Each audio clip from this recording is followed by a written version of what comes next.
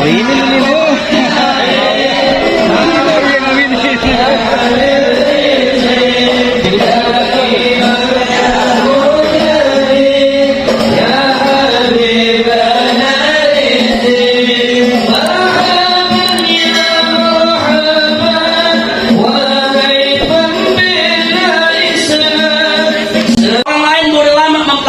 Kita bisa mempelajarinya sebentar, nggak sampai di situ.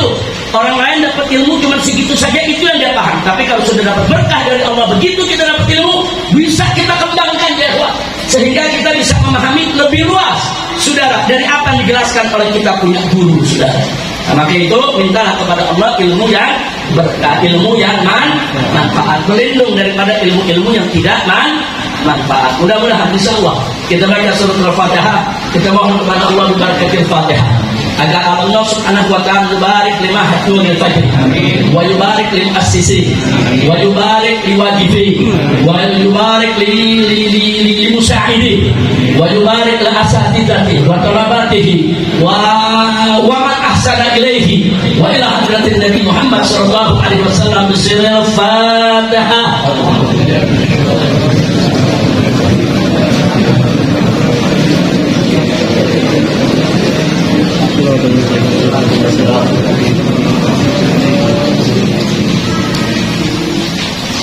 Alhamdulillahirrahmanirrahim. Mudah-mudahan insyaallah para santri di sini semua dijaga oleh Allah Subhanahu wa taala, disucikan, dibersihkan hati-hatinya semua supaya mereka bisa mendapat keberkahan ilmu.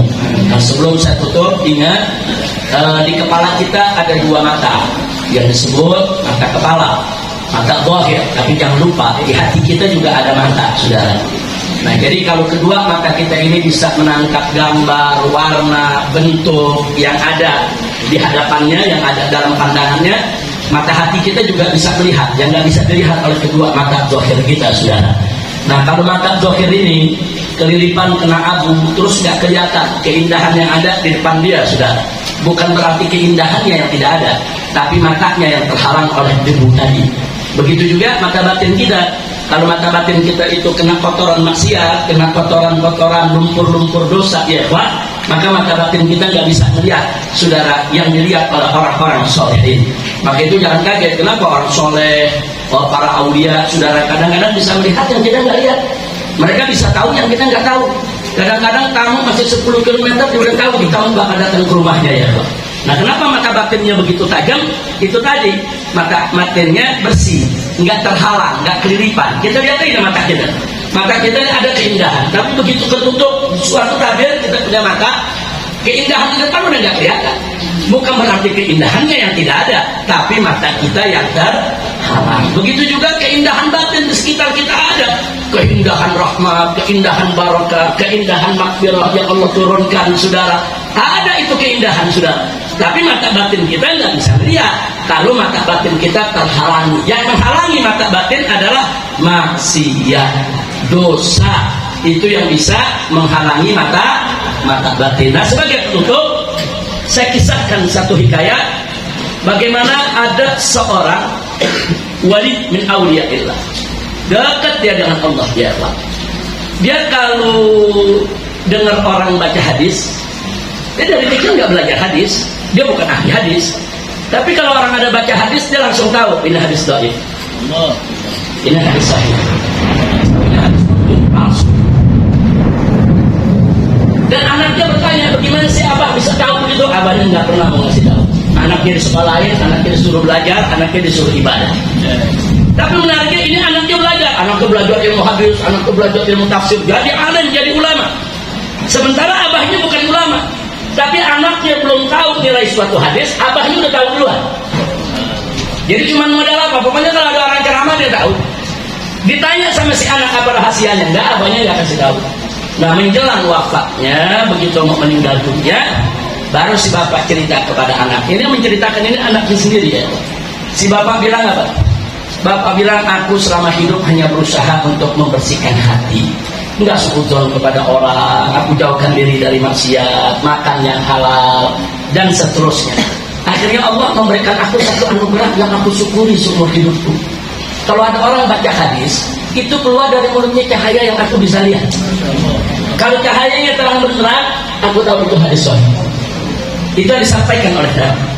Tapi kalau cahayanya ada redup, itu doa. Kalau keluar dari mulutnya nggak ada cahaya, itu hadis palsu, itu bukan hadis Nabi. Subhanallah. Saya mau tanya di sini, mau nggak punya ilmu begini? Kayaknya punya ilmu begini ya repot-repot ngenalin hadis. Nah, kita mengenalin hadis membaca kita berapa puluh kitab Ustaz, kali ini hadis sahih apa enggak? Nah, ini ilmu-ilmu begini, ini yang disebut ilmu ladun, saudara. Ilmu-ilmu seperti ini memang bukan ilmu yang bisa dicari, bukan. Ilmu ini adalah ilmu anugerah Allah. Kepada siapa? Kepada hamba-hambanya yang Allah sayang. Jadi karamatul aulia itu bukan fiktif, bukan. Karamatul aulia itu bukan cerita bohong. Betul, ini salah satunya, saudara. Jadi Allah berikan dia satu karamah, dia bisa bandingin mana hadis sahih, mana dhaif, dan mana yang maudhu, yang palsu, saudara. Hanya dengan apa?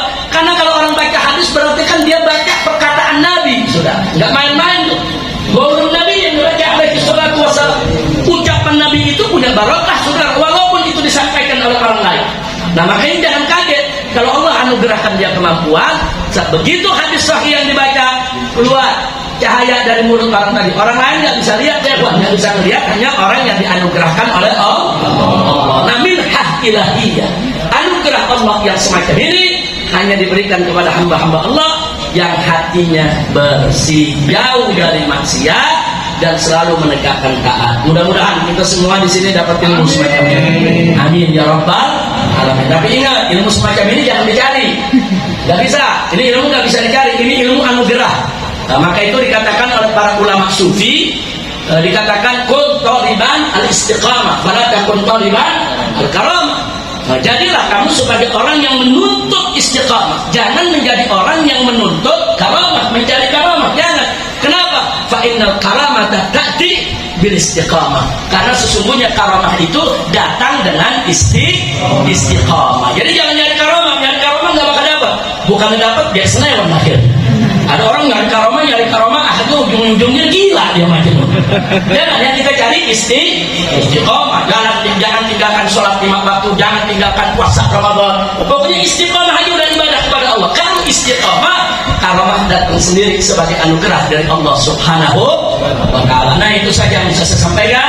Mudah-mudahan manfaat untuk kita semua. Dan sekali lagi kita doakan, mudah-mudahan Nurul Fajri diberkahi Allah, menjadi rubat yang makmur, rubat yang penuh keberkahan, diberkahi pengasuhnya, pembinanya, guru-gurunya, yang membangunnya, yang mewakafkannya, yang membantunya, supaya semua diberikan oleh Allah Subhanahu wa ta'ala keberkahan. Ala hadhihi niyya wa likulli niyatin salihah. Wa Allah Subhanahu wa ta'ala barik lana wa barik lakum. Wa Allah Subhanahu wa ta'ala yaftaha alaina wa alaikum futuhan arifin. Wa ila